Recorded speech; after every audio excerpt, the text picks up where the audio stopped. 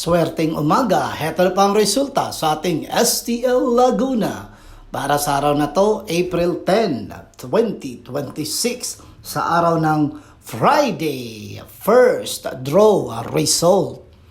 Ihanda nyo na mga STL tickets nyo at heto na, ibibigay ko na ang resulta ngayong umaga. At para naman po sa ating STL Laguna, first draw result, ang resulta ngayong umaga ay ang kombinasyong ito. Reminder lang mga ka-STL, dapat tinutupad natin ang ating mga pangako. Dahil pag tinutupad natin ang ating pangako, tiyak maraming taong magtitiwala sa atin. Okay?